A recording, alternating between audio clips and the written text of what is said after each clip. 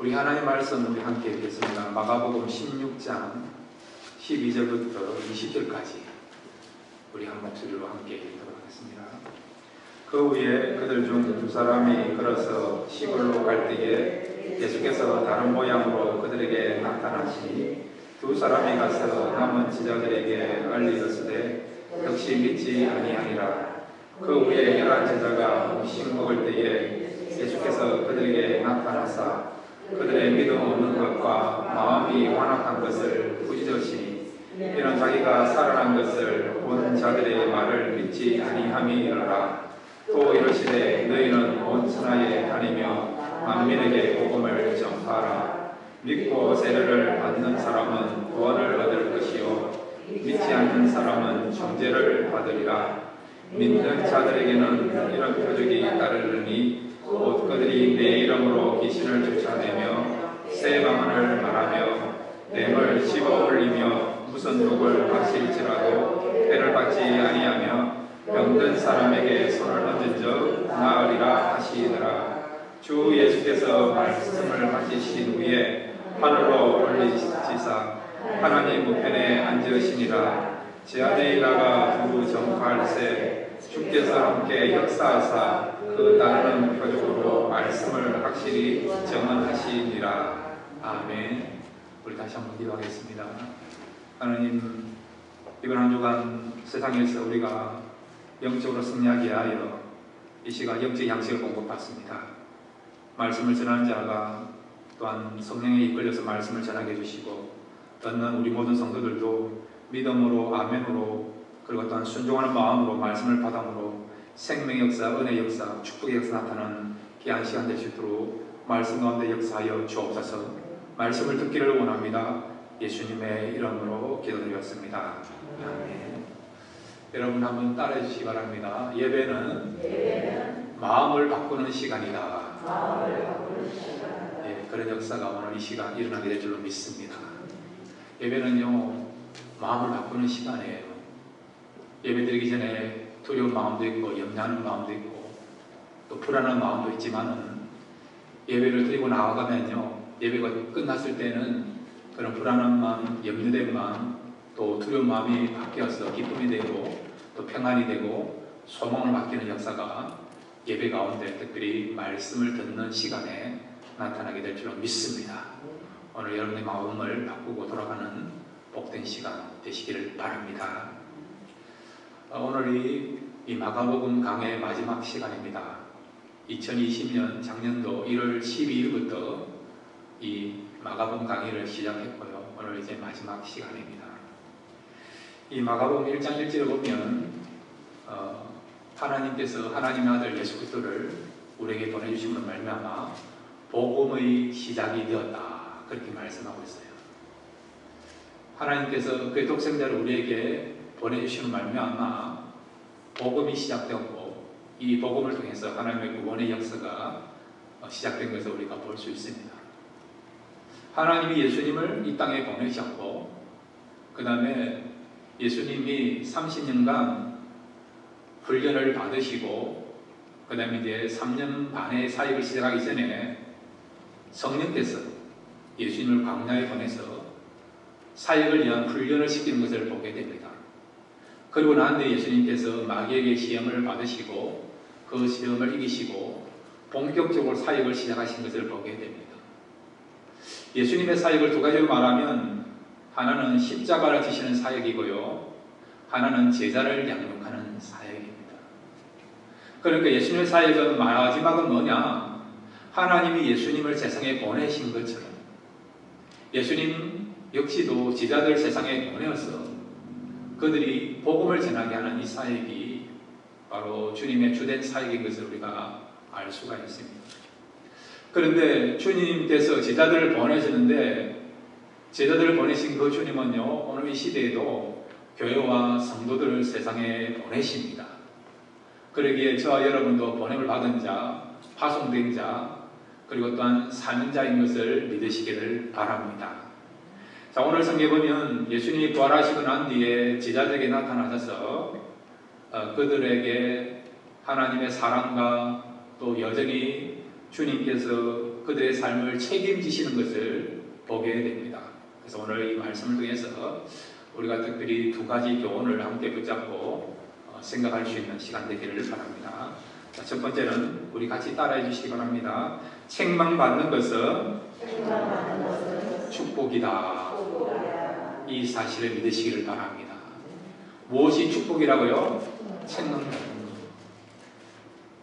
책망받는다는 것은 여러분 희망이 있다는 거예요. 희망이 있다. 가능성이 있다는 것이죠. 그러기 예수님께서는 제자들을 지금 책망하고 계십니다. 오늘 성경에 보면 예수님이 부활하시고 난 뒤에 제자들에게 나타났어요. 제자들을 향하여서 주님께서 책망하십니다. 왜 책망하시고 그리고 제자들은 왜 책망받는가? 오늘 성경 여러분 16장 11절부터 15절까지 우리 같이 한번 읽겠습니다. 16장 11절부터 15절까지입니다. 함께 읽겠습니다. 시작. 그들은 예수께서 살아나셨다는 것과 마리아에게 보이셨다는 것을 듣고도 믿지 아니하니라. 그 후에 그들 중 두 사람이 걸어서 시골로 갈 때에 예수께서 다른 모양으로 그들에게 나타나시니 두 사람이 가서 남은 제자들에게 알리어서되 역시 믿지 아니하니라. 그 후에 11 제자가 음식 먹을 때에 예수께서 그들에게 나타나사 그들의 믿음 없는 것과 마음이 완악한 것을 꾸짖으시니 이는 자기가 살아난 것을 본 자들의 말을 믿지 아니함이니라. 또 이르시되 너희는 온 참에 다니며 만민에게 복음을 전파하라. 아멘. 주님이 부활하시고 난 뒤에 제자들에게 나타났어요. 제자들에게 나타나셔서 그들을 책망하셨습니다. 뭐 때문에 책망했습니까? 믿지 않아서 그렇다는 거지. 이미 막달라 마리아하고요 부활하신 주님을 만났어요. 제자들 가서 증거했습니다.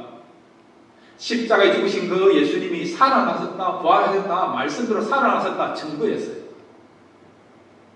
그런데도 이 여인의 말을 제자들이 안 믿은 거예요. 그 다음에 누가복음 24장에 보면 엠마오로 가는 두 제자가 있었는데 이 제자들이 길을 가다가 부활하신 주님을 만난 거예요. 예수님을 통해서 말씀을 들을 것입니다. 말씀을 들을 때 그들의 심령들이 뜨거워졌어요. 그들의 영 안에 눈이 열려져서 함께 동행하신 분이 주님이 알게 되었습니다. 부활하신 주님을 만나게 된 거죠. 그래서 엠마오로 가던 걸음을 돌이켜서 다시 예루살렘으로 가서 제자들에게 이 사실을 알린 거죠. 우리가 부활하신 예수님을 만났다라고. 그렇음에도 불구하고 오늘 성경의 제자들이 어떻게 했다고요? 이 사실을 믿었습니까? 안 믿었습니까? 믿지 아니하더라. 안 믿었다는 것이죠. 이런 정인들의 말뿐만 아니라 예수님은 이미 십자가에 지실 것과 그리고 사흘 만에 부활하실 것을 말씀하신 것을 제자들은 들었어요. 나는 부활이요 생명이니. 나사로의 무덤 앞에서 주님은 분명히 말씀하셨습니다. 내가 부활하게 될 것을 나는 부활이요 생명이니 말씀하셨어요. 그럼에도 불구하고 제자들은 이 사실을 믿지 아니한 거지. 예수님 말씀뿐만 아니라 부활을 직접 목격한 정인들의 말을 듣고도 이 제자들 어떻게 해요? 오늘 믿지 아니한 거예요. 그래서 주님으로부터 책망을 받게 된 것이죠. 그러면 그들은 왜 이렇게 안 믿었느냐? 그 이유는 뭔지 아십니까? 십자가에 대한 형벌이 너무 가혹하기 때문에 그렇다는 거예요. 예수님이 십자가에 달린 것을 보았습니다. 들었습니다. 예수님의 양손과 발이요 못에 찔린 것을 박히게 된 것을 본 거예요. 예수님의 옆구리에 창자국이 들어간 것을 보았습니다. 창에 찔린 모습을 본 것입니다. 그리고 예수님의 몸에 있던 피와 물이 다 빠지면서 십자가에서 운명하신 것을 보았고 그 예수님의 시신이 부자 아리마대 요셉의 묘에 장사 지낸 것을 본 거예요. 그러는데 사흘이 지나고 난 뒤에 사람들이 이야기합니다. 예수님이 부활했다. 분명히 사흘 전에 예수님이 십자가에 죽으신 것을 무덤 속에 들어간 것을 보았는데 부활했다고 하니까 도저히 믿어지지 않는다는 겁니다. 이거는 마치 뭐가 같은 거 아니까 여러분의 가지고 온 가운데 때로는 참 안타까운 일이지만 먼저 세상을 떠난 분이 있어요. 장례식을 치루었습니다. 무덤 속에 다 안치한 것까지 다 보았어요. 그런 것을 경험했는데, 그런데 어느 날 갑자기 그 세상을 떠났던 여러분의 가족이 돌아온다. 그걸 믿겠습니까? 그런 이야기를 들었다 그러면 믿겠습니까? 제자들은 예수님 분명히 십자가에 달리신 것을 보한 거죠.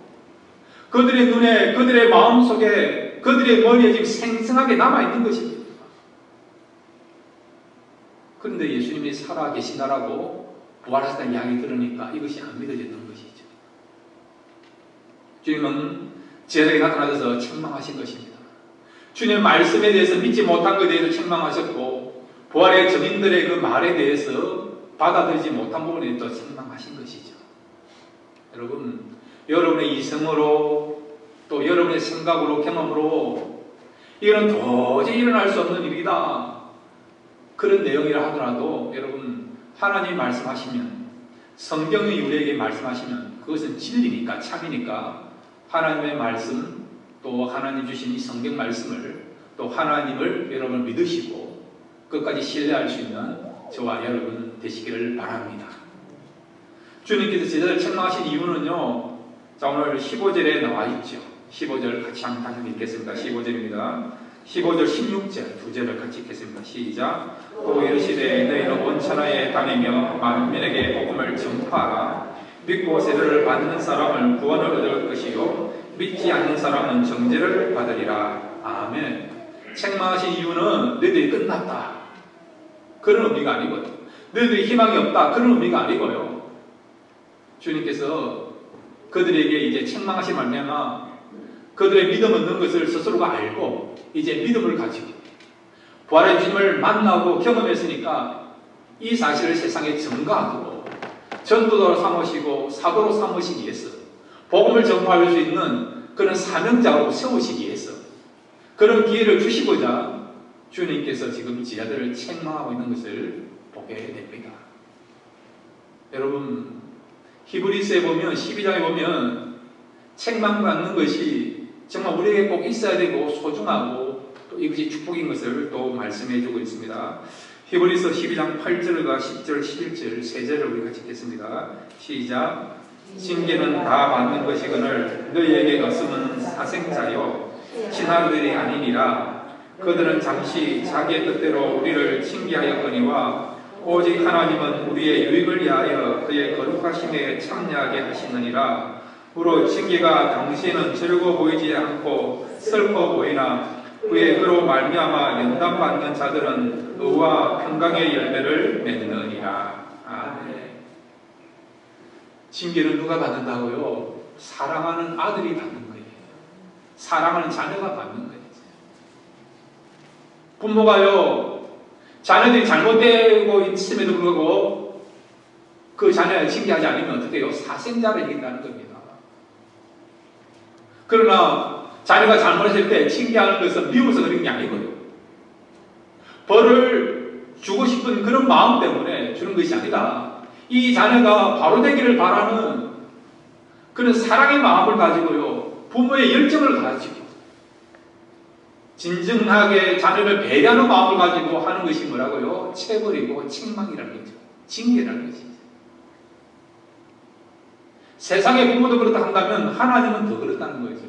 하나님이 왜 그 백성들을 연단하시고 고난을 주시고 징계하십니까? 말씀 가운데 살아가라. 하나님 뜻 가운데 살아가라. 하나님이 그 사명을 알고 그 사명대로 살아가고 참된 삶을 살아가라고 또 우리의 분명한 유익을 위해서 하나님께서는 때로는 우리에게요, 축복도 하시지만은 징계도 한다는 겁니다. 그러니까 여러분, 징계받는 것이 축복인 것을, 기회가 있구나, 나를 향한 하나님의 사랑과 열정을 우리에게 보여주는 것이 또 하나님께서 나에게 허락하신, 내게 주시는 징계구나, 그렇게 우리가 받아들이고 생각할 수 있다는 겁니다. 반면에 여러분, 잘못되고 있음에도 불구하고 징계가 없다, 내 마음대로 하도록 허용했다, 그러면 어떤 의미인 줄 아십니까? 자, 로마서 우리 1장 24절부터 25절 두 절만 같이 읽겠습니다. 로마서 1장 24절 25절입니다. 함께 읽겠습니다. 시작. 그러므로 하나님께서 그들을 마음의 정욕대로 더러움에 내버려 두사 그들의 몸을 서로 욕되게 하게 하셨으니 이런 그들이 하나님의 진리를 거짓 것으로 바꾸어 피조물의 종을치보다 더 경배하고 섬김이라 주는 고 영원히 찬송할 이시로다. 아멘. 여기 보시면요, 하나님께서 그냥 내버려두는 사람이 있어요. 이걸 신학적 여기로 유기라는 유기. 내버려두다, 관여하지 않는다, 그런 의미예요. 죄를 지었음에도 불구하고 내버려두는 경우가 있다는 거죠. 왜 그런지 아세요? 하나님이 돌이키라고 징계도 하시고 권한도 줌에도 불구하고 그 기회를 놓쳤어. 이제는 더 이상 돌이킬 수 없는 상황이 되잖아요. 그럼 이제는 그냥 최종적으로 하나님께서 심판하시는 그 내용이 뭐냐, 체벌이 뭐냐, 그게 내버려 두신 육이라는 거예요. 네 마음대로 해봐라. 네 마음대로 해라. 우리 마음대로 하면 자유가 있을 것 같고 편할 것 같지는 아니에요. 그때부터 고통인 것입니다. 여러분, 하나님 안에서 누리는 것이 참된 축복인 걸 믿으시길 바랍니다. 하나님 떠나면요, 하나님 떠나서 우리가 누리는 것은 아무 의미가 없어요. 솔로몬의 고백들은 헛되고 헛되다라고 세상이 그런 거 아닙니까? 처음에는 화려하고 좋아 보이고 럭셔리하게 보이고요, 그렇게 참 아름다워 보이고 재밌어 보이고, 그러지만은 하나님 밖에서 우리가 얻게 되는 것은요, 지나고 나면 다 허무해요. 무의미합니다. 가치가 없어요. 그러나 하나님 안에서 누리면요, 참된 축복이고 기쁨이고 평안이 된다는 것을 믿으시기를 바랍니다. 그런데 여러분, 이렇게 잘못된 길을 걸어가고 있고 범죄했음에도 불구하고 하나님 징계가 없다, 그것은 참 안타까운 일이죠. 하나님께 버림받은 것이죠. 그러나 우리가 잘못되었을 때 하나님께 적당적으로 징계하시고 태클을 거시고 장애물을 놓으신다 그러면, 아, 하나님 나를 사랑하시고 나에게 회개할 수 있는 기회를 주시구나, 그렇게 받아들이시고 하나님께 돌이키시면, 또 여러분 돌아보시고 또 여러분의 부족한 것들을 채우시면 이것을 통해서 믿음이 더 성장하고 하나님 앞에 귀하게 쓰임받을 수 있는 저와 여러분이 될 줄로 믿습니다.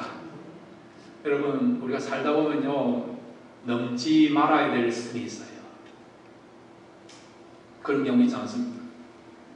우리가 지금까지 살아온 가운데서 지금도 생각하면 그때 왜 그렇게 했을까 안타까운 일이 있어요. 그런 안타까운 일들은 어떤 일이냐, 넘지 말아야 될 선을 넘었기 때문에 그렇다는 것입니다. 신앙의 세계도 마찬가지예요. 성경을 보면 넘지 말아야 될 선을 넘은 사람들이 많이 있어요.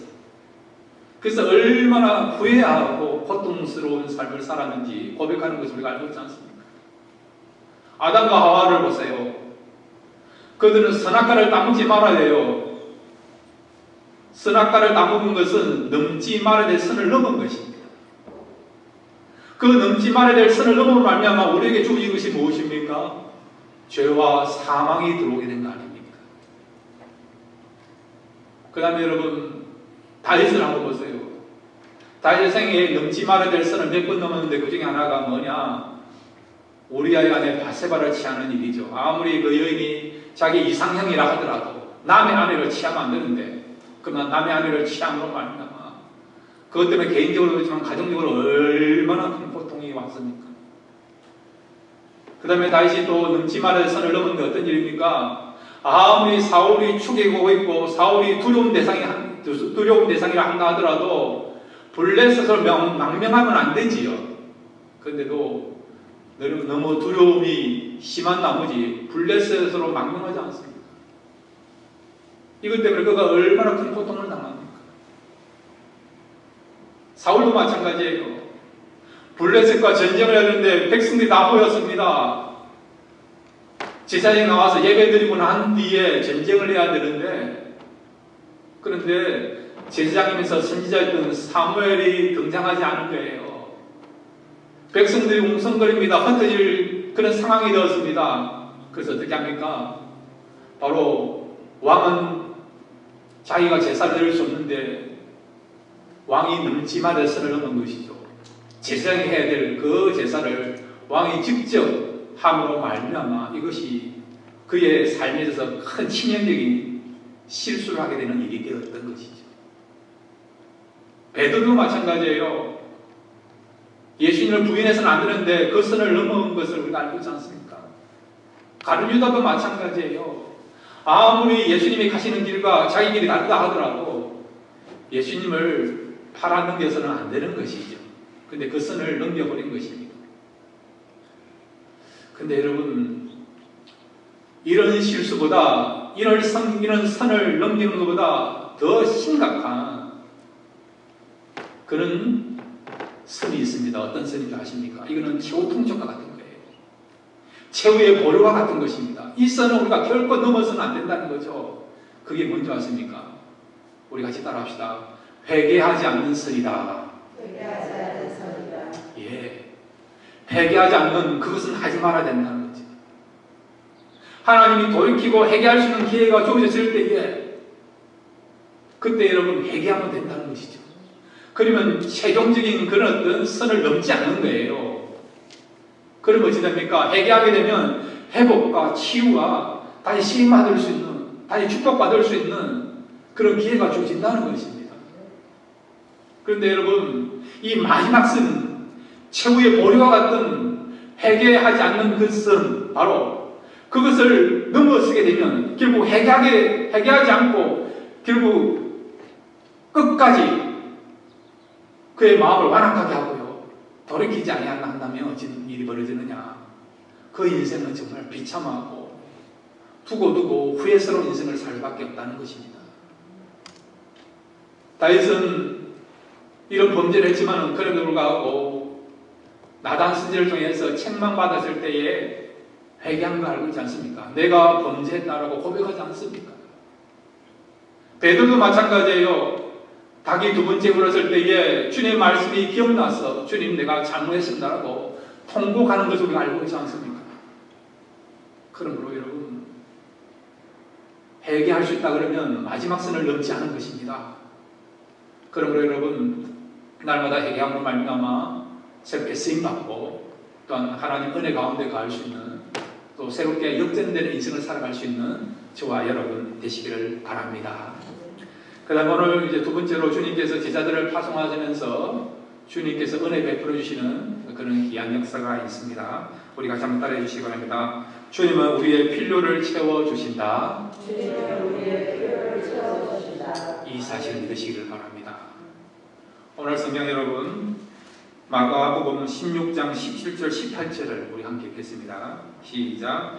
믿는 자들에게는 이런 표적이 따르느니 곧 그들이 내 이름으로 귀신을 쫓아내며 새 방언을 말하며 뱀을 집어올리며 무슨 독을 마실지라도 해를 받지 아니하며 병든 사람에게 손을 얹어 나으리라 하시더라. 아멘. 주님께서요 제자들에게 파송하시면서 너희들이 만민에게 복음을 증거하라 이런 파송을 하시면서 그들이 그냥 파송한 것이 아니고요 능력을 허락해 주셨습니다. 능력을. 어떤 능력입니까? 여기 마가복음 16장 17절부터 18절까지 보면요 표적이 따른다는 거예요. 구체적으로 귀신을 쫓아낼 수 있는 능력을 주시고요 새 방언을 말할 수 있는 능력을 주시고요 그 다음에 뱀을 집어 올릴 수 있는 뱀에 이렇게 물리지 않고 그것을 극복할 수 있는 능력을 주시고요 독을 마실지라도 해를 받지 않은 능력을 주신 것을 보게 되죠. 한마디로 말하면 이런 내용들은요 바로 표적이다. 그리고 하나님의 능력이다. 그런 내용들을 지금 포함하고 있는 것입니다. 우리가 세상에 나가서 복음 전하는 것이 또 하나님 말씀대로 상당히 쉽지가 않아요. 그래서 하나님께서는 이런 사명을 잘 감당할 수 있도록 우리에게 능력을 주십니다. 영적인 싸움 승리할 수 있는 무기를 주십니다. 이 복음을 증거하는 것이 여러분 쉬운 일이 아니에요. 왜냐하면 사탄의 진영과 그리고 또한 하나님의 진영이 함께 부딪히는 거거든요. 사단의 왕국에 사로잡혀 있는 자들을 빼앗아오는 그들을 구출하는 내용이거든요. 구출하는 그런 역사거든요. 그러니까 영과 영의 어떤 대결이라는 것입니다. 그렇기 때문에 사탄을 제압하지 않으면 사탄에 매여 있는, 사탄에 속해 있는 백성들을 구출해 온다는 것이 쉽지 않다는 거예요. 그래서 하나님께서 사탄에 속해 있는 그 백성들을 우리를 구출하기 위해서 어떻게 합니까? 사탄을 제압할 수 있는 그런 능력을 주신다는 것입니다. 여러분, 우리가요 복음을 전가하려고 하고 하나님 뜻대로 살려고 한다면 하나님께서는 우리에게 그런 사명을 잘 감당할 수 있도록 능력을 주신다는 것을 꼭 믿으시기를 바랍니다. 내게 능력 주시면서 내가 모든 것을 할 수 있다라고 말씀하고 있지 않습니까? 그러므로 여러분, 우리가 분명한 방향과 목적을 정하고요 그렇게 나가기만 한다면 그 일을 이룰 수 있도록 하나님께서 교회와 성도들에게 필요한 그런 강력한 그런 영적인 힘과 능력을 주실 줄로 믿습니다. 그리고 또한 여러분, 우리에게 주신 가장 큰 또 하나님의 그런 능력은 뭔지 아십니까? 복음을 증거했을 때에 사람이 그 복음을 듣고 변화된다는 거예요. 사람들이요 쉽게 변화될 수 있는 게 아니에요. 복음을 전했을 때 그 복음을 한 번도 들어보지 못한 복음인데 그 복음을 듣고 지금 변화된다는 것은 여러분 정말 기적 중에 기적이라 할 수 있습니다. 그런데 성령이 역사하신 말미암아 한 번도 복음을 듣지 못한 사람이 그 복음을 받아들이고 예수를 영접하고 하나님 백성이 되는 역사가 일어나지 않습니까? 이거는 여러분 쉬운 일이 아니고요 평범한 일이 아니고요 기적 중에 기적이라 할 수 있다는 것이죠. 하나님이 역사하지 않으면, 성령이 함께하지 않으면 이렇게 복음의 그런 아름다운 역사가 일어날 수도 없고 열매가 맺을 수가 없는 거죠.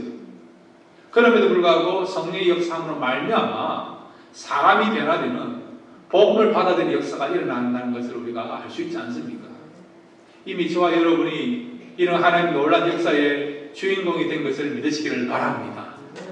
여러분이요 세상에 나가서 담대히 복음을 증거하기만 하면, 복음을 증거하는 그 순간 하나님의 역사하신 말미암아 여러분 주위에 있는 안 믿는 사람들이 복음을 듣고 우리처럼 내가 예수님을 믿습니다, 예수님께서 나를 위하여 죽으신 것과 부활하신 것과 앞으로 우리의 재림지로 오신 것을 믿습니다라고 아멘으로 화답하고 복음 받아들이는 역사가 저와 여러분이 선포하는 복음을 통해서 나타나게 될 줄로 믿습니다. 그 다음에 여러분, 우리 주님은요 이 제자들을 보낼 때에 능력을 주시는 것뿐만 아니라 이 제자들의 필요한 것들을 채우시는 주님인 것을 우리가 알 수 있지 않습니까? 베드로를 한번 보세요. 사도 바울을 한번 보세요. 그들이 사역할 때 재정적인 필요가 얼마나 많이 있었겠습니까? 그러니까 하나님께서 교회를 통해서 또 후원자를 통해서 얼마든지 사역을 할 수 있도록 후원하는 것을 채워주는 것을 우리가 보고 있지 않습니까? 사도 바울 예수님 권한 뒤에 30여 인생을 복음을 위해서, 전도하는 위해서 헌신했는데 그가 잠깐 동안 그가 갖고 있는 기술, 장막을 짓는 그 기술을 통해서 자비량으로 일한 적이 있지만 그는 정말 조그마한 시간이었고, 대부분의 모든 사역은요 하나님께서 넉넉하게 사역할 수 있도록 채워주시고 공부하신 말미암아 하나님께서 채워주시는 그 은혜로 말미암아 그가 아름다운 사역을 감당하게 된 것입니다. 이스라엘 백성들의 한번 역사를 한번 볼까요? 출애굽기 우리 16장 12절부터 15절까지 하나님께서 그 백성들을 어떻게 이끌어 가시고 어떻게 채우시는가 우리 같이 한번 살펴보겠습니다. 출애굽기 16장 12절부터 15절입니다. 시작. 내가 이스라엘 자손의 원망함을 들었노라. 그들에게 말하여 이르기를 너희가 해질 때에는 고기를 먹고 아침에는 떡으로 배부르니 내가 여호와 너희의 하나님인 줄 알리라 하라 하시니라. 저녁에는 메추라기가 와서 진에 떡볶고 아침에는 이슬이 진 주위에 있더니 그 이슬이 마른 위에 광야 지면에 작고 둥글며 썰이같이 가는 것이 있는지라. 이스라엘 자손이 보고 그것이 무엇인지 알지 못하여 서로 이르되 이것이 무엇이냐 하니 모세가 그들에게 이르되 이는 여호와께서 너희에게 주어 먹게 하신 양식이라. 아멘. 하나님께서 이스라엘 백성들을 애굽에서 탈출시켜서 가나안 땅까지 인도하십니다. 그런데 짧은 여정이 아니었습니다. 40년간 광야에서 생활하고 난 뒤에 그들이 다 연단받고 훈련되어서 가나안 땅으로 인도하신 것을 보게 되죠. 이것이 하나님이 갖고 있는 구원의 플랜이에요, 여러분. 40년간 광야 생활한다는 게 쉬운 일이 아니죠. 제일 먼저 큰 문제는 경제적인 문제, 먹는 문제 아닙니까? 200만 명쯤 되는 그 많은 백성들을 먹인다는 것이 쉬운 일이 아니에요. 근데 하나님 어떻게 하십니까? 그들을 먹이시지 않습니까? 처음에 여러분 이스라엘인들이 애굽에서 나와가지고요 홍해를 건너고 광야길을 가는 가운데에서 사흘쯤 지나니까 목이 마른 거죠. 물이 없는 거죠. 사흘쯤만 하더라도 홍해를 건너는 사건을 경험함으로 말미암아 하나님을 향해 찬양했어요. 하나님을 찬양하고 하나님을 믿고 모세를 믿고 그렇게 됐어요. 그렇게 찬양하는 입술이 사흘 만에 바뀌어서 모세와 아론을 원망하고 이런 환경을 만드신 하나님을 원망했죠. 오늘 여러분 출애굽기 16장에도 보면요, 그들이 애굽에서 나온 지 한 달 반이 되었어요. 신광야에 도달했습니다. 한 달 반 동안 그들이 준비한 양식을 가지고 먹었어요. 이 양식이 다 떨어졌습니다. 그러더니 또 원망과 불평을 하지 않습니까? 근데 하나님 어떻게 하십니까? 이 백성들에게 만나 매출을 통해서 먹이시는 것을 우리가 보게 되는 것이죠. 그러니까 하나님은 그냥 명령만 하신 게 아니라 너희들이 가야 할 땅은 가나안 땅이다. 너희들이 알아서 가라. 자급자족해서 걸어가라. 그것과 도착하라. 그런 것이 아니고요. 이런 분명한 사명과 명령을 주셨다고 한다면 이 사명을 잘 감당할 수 있도록 하나님께서 영적인 은혜도 주시고 능력도 주시지만은 우리 삶에 필요한 것들도 육의 양식도 육의 필요도 채운다는 것을 또 채워주신다는 것을 우리가 볼 수 있는 것입니다. 지금도 마찬가지예요, 여러분. 사도들과 함께 하셨고 지난날에 신앙의 그런 어떤 선조들과 함께 하셨던 그 하나님은요, 지금도 교회와 성도들이 하나님 뜻을 알고 하나님 주신 그 사명을 붙잡고 그런 중심을 가지고요 살아가기만 한다면, 저와 여러분이 하나님이 원하시는 그 자리에 우리가 서 있기만 한다면 영적인 그런 어떤 필요한 양식들과 능력도 주시지만은 우리의 삶에 필요한 육의 양식들과 육의 필요한 것들도 채워주신다는 것을 믿으시기를 바랍니다. 중요한 것은 뭐냐? 이 교회가 또 성도들이 하나님이 원하시는 자리에 서 있느냐 안 서 있느냐, 그게 중요하다는 거죠. 하나님이 원하시는 자리에 서 있기만 한다면 우리가 살아가는 삶의 내용에서 본질에 있어서 목적에 있어서 하나님 기뻐하시는 그 뜻을 붙잡고 살아가기만 한다면 하나님께서는 어제나 오늘나 동일하게 필요한 능력과 양식들을 공급한다는 것을 아셔서 날마다 이런 주님 되신 것을 알고 주님을 바라보고 의지하며 살아갈 수 있는 저와 여러분 되시기를 바랍니다. 그 다음에 여러분, 오늘 주님께서요 이 제자들을 파송하십니다. 제자들이 주님의 명령을 붙잡고요 세상에 나가서 만민들에게 복음을 전가합니다. 그랬더니 어떤 일이 벌어지지 않습니까? 오늘 성경 마가복음 16장 우리 19절부터 20절까지 우리 함께 읽겠습니다. 시작. 주 예수께서 말씀을 마치신 후에 하늘로 올라가시사 하나님 편에 앉으시니라. 제자들이 나가 두루 전파할세 주께서 함께 역사하사 그 따르는 표적으로 말씀을 확실히 증언하시니라. 아멘. 주님께서 성취한 직전에 제자들에게 너희들은 만민에게 복음을 전파하라고 했어요. 유언과 같은 말씀을 하신 것이죠.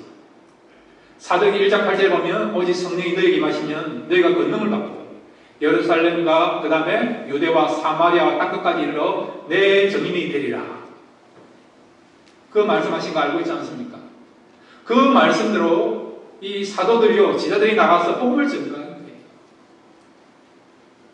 근데 놀라운 일이 벌어졌습니까? 그들이 하나님께서 말씀하신 대로 주님 말씀하신 대로 그들의 복음을 전도했더니 어떤 일이 벌어지느냐? 20절에 보시면 제자들이 나가 두루 전파할세 주께서 함께 역사하사 그 따르는 표적으로 말씀을 확실히 증언하시니라. 아멘. 복음을 전가할 때 누가 함께 하셨다고요? 주님이. 주님 말씀도 완전히 순종했더니 부활하시고 승천하신 그 주님이 하늘에만 계신 것이 아니라 지금 어디에 함께 와 계십니까? 제자들과 함께 와 계신다는 거예요. 제자들과 동행하고 있는 것을 보게 되는 것입니다. 주의 말씀으로 복음을 전달하는 그 말씀 붙잡고 순종했더니 어떻게 해요? 주님이 함께 하시는 것을 보게 되고 경험하게 됐다는 것입니다. 여러분, 우리 교회와 우리 성도들 삶 속에 주님이 함께 하기를 바랍니다. 그러면 여러분, 다 모든 문제가 해결된 거예요. 모든 문제가 해결. 주님이 함께 하시는 거예요. 주님이 함께 한다는 의미를 아시지 않습니까? 채워주신다, 공급하신다, 도와주신다, 지켜주신다. 이런 모든 내용을 포함하고 있는 것이 뭐냐? 주님이 함께 하신다는 의미 아닙니까? 그 뜻 아닙니까? 어떤 교회, 어떤 성도에게 주님이 함께 하십니까? 주의 말씀을 듣고 그들 현장에 나가서 그대로 순종할 때에, 말씀대로 살아갈 때에 주님께서는 그 교회와 그 성도들과 성도들이 겪는 사업장과 자녀의 인생 속에 함께 한다는 것을 말씀하고 있는 것입니다. 이번 한 주간도 여러분 세상에 나가 생활하게 될 것입니다. 여러분이 생활하는 가정, 여러분의 사업장, 또 여러분의 직장, 또 여러분들 만나는 그 사람들이요, 선교지입니다. 선교지. 멀리 아프리카나 동남아나 또 아시아에서 외지에서 사역하시는 그분들만 선교사가 아니고요, 저와 여러분도 선교사입니다. 선교지가 다를 뿐이죠. 그런데 여러분, 선교지에서는 다양한 일이 일어날 수 있어요. 위험한 일도 있을 수 있습니다. 그럼에도 불구하고 우리가 염려하지 않는 이유는 우리가 하나님의 말씀 붙잡고 우리가 선교지에 나가서 복음을 전하고 하나님의 뜻대로 살아가기만 한다면 주님께서 함께 하심을 통해서 저와 여러분이 선교지에서 놀라운 선교 사역을 감당하고 하나님께 영광 돌리는 그런 삶을 살아가게 될 줄로 믿습니다. 순종하십시오. 주님이 함께 할 줄로 믿습니다. 이런 삶을 경험하시는 이번 한 주간 되시기를 주님의 이름으로 축원드립니다.